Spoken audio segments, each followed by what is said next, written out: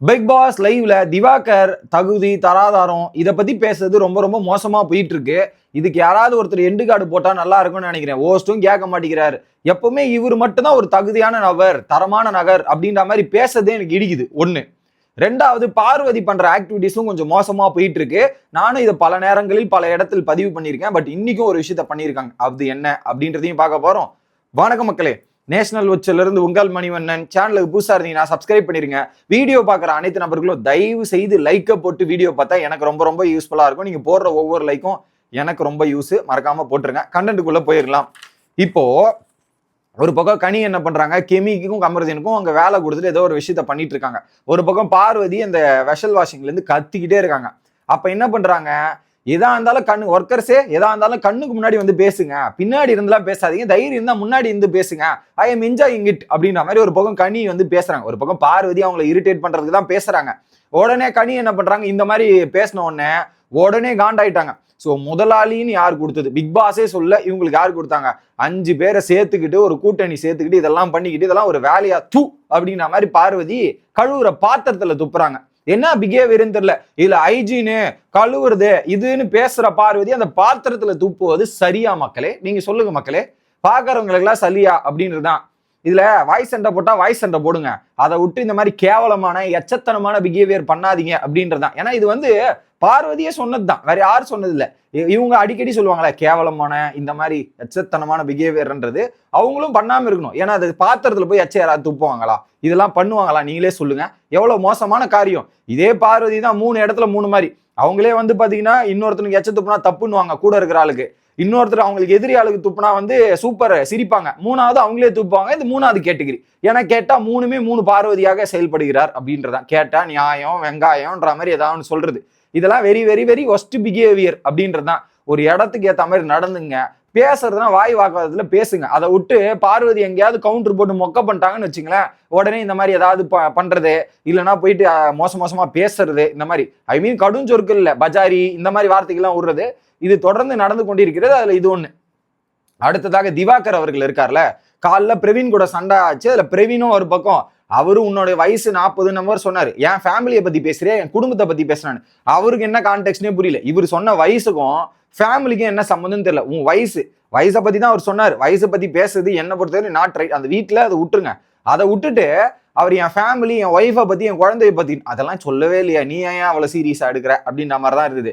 அவருக்கும் என்ன கான்டெக்ட் புரியாம அவர் ஒரு பக்கம் பிரவீன் ஒரு மாதிரி பேச, அடுத்ததாக இவர் வந்து சொல்றாரு பாருங்க, அதாங்க எனக்கு புரியல. நீ என்னடா பெரிய ஆளு, நான் எவ்வளவு பெரிய ஆள் தெரியுமா, 14 மாசத்துல பிக் பாஸ் வந்திருக்கேன், நான் ஃபேமஸ் ஆகி 14 மாசத்துல பிக் பாஸ் வந்திருக்கேன், நான் 5 படத்தில் நடிச்சிருக்கேன், நீ என்ன கிழிச்சன்ற மாதிரி தகுதி தராதாரம் இதை பத்தி பேசுவதற்கு ரைட்ஸ் யாரு கொடுத்தா பிக் பாஸ் வீட்டுல? இவர் என்ன பண்ணிட்டு வந்தாருன்னு புரியலையே. அதுதான் சொல்றேனே, இது இவரை சொல்லி குற்றம் இல்லை மக்களே, இந்த பிக் பாஸ் டீம் குற்றம் சொல்லணும். பிக் பாஸ் டீம் இந்த மாதிரி ஆட்களை செலக்ட் பண்ணி இந்த பிக் பாஸ் டீம்ல போட்டதாலதான் பெருந்தப்புன்றேன். இதுல எத்தனையோ பேர் இந்த வாய்ப்புக்காக ஏங்கியோ கஷ்டப்பட்டோ எவ்வளவு பேர் இருக்காங்க அதை சுத்தி. அந்த மாதிரி நபர்கள் போட்டிருந்தா கூட பரவாயில்ல. உள்ள வந்து இந்த தகுதி தராவரம் இந்த ஷோவோட அருமையா போயிருச்சு. கீழ்த்தனம் அதான் எப்படி சொன்னா, அதெல்லாம் போட்டு புதைச்சிருங்கயா அப்படின்ற மாதிரி இந்த ஷோவோட ஸ்டாண்டர்ட்ஸ் குவாலிட்டி எல்லாம் நீங்க குழியில போட்டு புதைச்சிருங்க. நேற்று பிக் பாஸ் சொன்ன மாதிரி தான், எல்லாம் திரும்ப திரும்ப அந்த குழியில போய் விழுந்துட்டு இருக்கீங்கன்னு சொல்றாங்களே. இந்த மாதிரி கண்டஸ்டன்ஸ் செலக்ட் பண்ணி இதெல்லாம் பண்ணி வச்சிருக்கிற பிக் பாஸை சொல்லணும். அந்த அளவுக்கு மோசத்தின் மோசமாக இந்த சீசன் போயிட்டு இருக்கு. அவ்வளோ கடுப்பா இருக்குங்க. எனக்கு தெரிஞ்சு இந்த 20 நாள்ல நான் கிட்டத்தட்ட ஒரு 4 சீசன் பண்ணியிருக்கேன். ஓகேவா, சீசன் 6ல இருந்து இது 4வது சீசன். ஓகேவா, இது வரைக்கும் நான் இந்த அளவுக்கு ஒரு காண்டாயோ டென்ஷன் ஆயோ அவ்வளவு கடுப்பானதே கிடையாது எந்த ஒரு சீசன்லையும். ஆனா இன்னைக்கு அவ்வளவு கடுப்பாகுது, அவ்வளவு டென்ஷன் ஆகுது இந்த மாதிரி ஆக்டிவிட்டிஸை பேசுறதும். இல்ல குறிப்பா ஆனவனா தகுதி தராதாரம்ன்ற மாதிரி பேசுறாரு. எனக்கு புரியலங்க. அடுத்து போய் பேசுறாரு கேமரா முன்னாடி, ரிஜிஸ்டர் பண்றாரு, வந்த ஆக்டிவிட்டிஸ் எல்லாத்தையும் ரிஜிஸ்டர் பண்றாரு. குறிப்பா அந்த பனியன் மேட்டர் இருக்குது பாருங்க, அப்படியே காண்டாயிட்டு அடிக்கலாமோன்ற மாதிரி நமக்கே தோணுது. அந்த மாதிரி அந்த பனியன் நேத்துல இருந்து அந்த பனியனை பிடிச்சி விடுறதுல அது முடிஞ்சு போச்சியான்னா திரும்ப திரும்ப திரும்ப திரும்ப கேட்கும் போது எப்பா சாமி ஆளை விடுங்கடா அப்படின்ற மாதிரி தான் இருக்கு. இல்ல கேமரா முன்னாடி போயிட்டு இந்த பெர்ஃபார்மன்ஸ் வேற போடுறாரு. ஒரு பருவம் மக்களே, தகுதி இல்லாத நபர்கள் இந்த வீட்டுக்குள்ள இருக்காங்க. முதல்ல உன்னை வீட்டுல சேர்த்ததே தகுதி இல்லை. அதுக்கப்புறம் பாத்தீங்கன்னா இந்த கானா வினோத்ன்ற மக்களுக்கு ஓட்டு மூலியமா நீங்க பதிலடி கொடுக்கணும், பர்ஃபெக்டா நீங்க பண்ணிருங்கன்ற மாதிரி ஓட்டு போடாத அளவுக்கு போய் கேமரா முன்னாடி பேசுறதா இருக்கட்டும், அதை பெர்ஃபார்மன்ஸ் பண்றதா இருக்கட்டும்ன்ற மாதிரி very very very west character, ஒரு வெஸ்ட். நேத்து என்னன்னா, அன்னைக்கு கமர்தன் கிட்ட என்னன்னா, என்னை நான் யார் தெரியுமா, எவன் தெரியுமா, எனக்கு எத்தனை பேர் இருக்காங்க தெரியுமான்ற மாதிரி பேசுறாரு. இன்னைக்கும் வந்து அதே தான் பண்றாரு. இதுக்கு விஜேஎஸ் வீக்கெண்ட்ல ஏதாவது பண்ணாதான் உண்டு. இதை பண்ணாம விடுற வரையும் இவர் இப்படிதான் தலை விரித்து கொண்டு எல்லாத்தையும் கொண்டு ஆடிக்கொண்டு இருப்பார் திவாகர் அப்படின்றது நம்மளால பார்க்க முடியுது. அடுத்து பார்வதி கிட்ட உட்காந்துக்கிட்டு பேசும்போது கூட எப்பா என்னமா இது ரெட் கார்டு கொடுத்துட்டு அடிச்சுட்டு போறேன்னு சொல்றான், முஞ்சா அடிக்க சொல்லு. அப்போ அடிச்சாலும் நம்ம சைலண்டா இருக்கணும் பாரு, இப்படியே நம்ம சைலண்டா இருக்கணும், நம்ம எதுவும் பண்ணிடக்கூடாது. அவன் ரெட் கார்டு வாங்கிட்டு போயிட்டே இருப்பான், பிக் பாஸ் கிட்ட ஹேண்ட் ஓவர் பண்ணிட்டு போயிட்டே இருக்கணும், நம்ம ஜாலியா வெயிட் பண்ணலாம் அப்படின்னு மாதிரி தான் இருக்கணும். அதை தாண்டி அந்த ஜட்டி மேட்ரு எவ்வளவு பெரிய அசிங்கம் தெரியுமா, எப்படி பேசினாங்க தெரியுமா அப்படின்ற மாதிரி. எப்பா அது எக்ஸாம்பிள் சொன்னாங்க. இந்த திவாகரை பொறுத்த வரையும் காலில இருந்து பனியனை புச்சுக்கிட்டான். அதுக்கப்புறம் பாத்தீங்கன்னா இந்த கனி வந்து ஒரு எக்ஸாம்பிள் சொன்னோன்னே இதை புச்சுக்கிட்டு இதை பேசியே தாவா இருக்கிறான், மக்களே பேசியே தாவா இருக்கிறாங்க. அந்த மாதிரி இருக்கு. இப்ப போய் ஸ்ட்ராங்கா பதிவு பண்ணணும், வீக்கெண்ட்ல ஸ்ட்ராங்கா பதிவு பண்ணி எல்லாத்தையும் நம்ம சொல்லி வைக்கணும் அப்படின்றதையும் சொல்றாரு. அடுத்து இந்த எஃப்ஜே பையனை நாமினேஷன் ஃப்ரீ பாஸ் கொடுத்து காப்பாத்திட்டு இருக்காங்க. அவனை காப்பாற்ற விடக்கூடாது, அவனை அடுத்த வாரம் நாமினேஷன்ல எடுத்துட்டு வரணும் அப்படின்ற டிஸ்கஷனுமே போயிட்டு இருக்கு. அடுத்ததான் என்ன சொல்றாங்க, நான் சொல்லல, காலைல விக்கல் விக்ரம் கூட உட்காந்து பேசிட்டு பார்வதி வந்து அதையே வந்து வேற மாதிரி பேசுவாங்க, வேற மாதிரி மாத்துவாங்க நான் சொன்னனா இல்லையா, காலையிலே நான் அதை கெஸ் பண்ணனா இல்லையா, அது அப்படியே இங்க நடந்தது திவாகர் கிட்ட.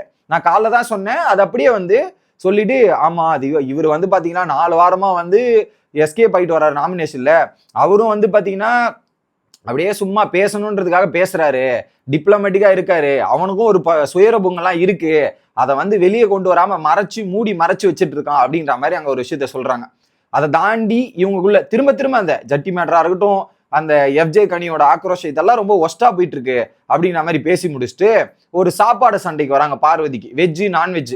இதுல குறிப்பா நாட்டாமைன்ற மாதிரி வச்சு கலாச்சிட்டு இருந்தாங்க. யாருன்னா இதோ நாட்டாமை வேலை பார்த்தா வந்துட்டான் பாரு, எப்ப பார்த்தாலும் நாட்டாமை வேலை பார்த்துக்கிட்டு டபுள் சைடு வேலை பார்த்துக்கிட்டு இது மட்டும்தான் வேலை அப்படின்ற மாதிரி ஒரு பக்கம் திவாகர் சபரியை கொண்டு எல்லாரையும் பேச ஆரம்பிச்சிட்டாரு. போற வாரம் என்னடானா பார்வதி கழுவி ஊத்திருந்தாரு, இவங்களும் அவர் கழுவி ஊத்திருந்தாங்க, இப்ப ரெண்டும் ஒண்ணு சேர்ந்துட்டு என்னெல்லாம் பண்ணுதுங்க பாருங்க அப்படின்ற மாதிரி தான் இருக்கு. பார்வதிக்கு வெஜ் ஃபுட் இல்லையா, வெஜ் ஃபுட்டுக்கு போய் கிச்சன் டீம்ல ஒரு கம்ப்ளைண்ட் பண்றதாங்க. அவங்க சிம்பிளா சொல்லிட்டாங்க, இப்போ ஆக்சுவலி கிச்சன்ல இருக்கிற கிராசரிஸே கம்மி மக்களே, லக்ஸுரி ஐட்டம்ல தான் சிக்கன் வந்திருக்குது.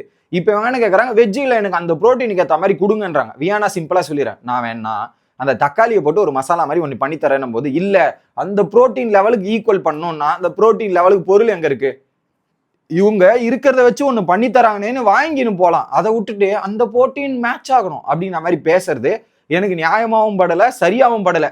அதுக்கப்புறம் வியானா என்ன சொல்றாங்க, புரோட்டீன் தானே வேணும், நாங்க வந்து குழம்பு தரோம்ல, ஒரு 1.5 கப்பு கஞ்சி தரோம்னா உங்களுக்கு 2.5 கப்பா தரும், 1 கப்பு எக்ஸ்ட்ரா தரும், அதை நீங்க பயன்படுத்திங்கன்ற மாதிரி கேட்கறாங்க.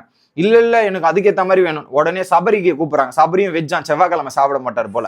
அது கேட்ட உடனே 2 பேருக்கும் சபரி என்ன சொல்லிட்டா, எனக்கு குழம்பு மட்டும் எக்ஸ்ட்ரா கொடுங்கன்னு தான் நான் சொல்லுவேன், தனியாலாம் செய்ய வேணான்னு சபரி சொன்னதுக்கு அப்புறம் சரி ஓகே, இப்ப நமக்கு யாரும் பார்ட்னர்ஷிப் இல்ல, அவனும் அப்படி சொல்லிட்டான், இப்ப நம்ம வாலண்டரியா போனா நம்மள வெளுத்துருவாங்க, ஸோ இதையே வாங்கின்னு வரலான்ற மாதிரி வாங்கின்னு வந்து இதை ஒரு இதுவா சொல்லிட்டு இருக்காங்க. ஸோ செஞ்சு தன்றதையும் வேணான்றாங்க. எல்லாத்துலயுமே பார்வதி குற்றம். எதுக்கு எத்தாலும் ஏதாவது சொல்லிக்கிட்டே இருக்கிறது, நச்சுன்றது நமக்கே காண்டாவது, இரிட்டேட் ஆகுது. உங்களுக்கு எப்படி இருக்குன்றத கமெண்ட் செக்ஷன்ல சொல்லுங்க. அடுத்த வீடியோல வந்து பார்ப்போம். Bye guys.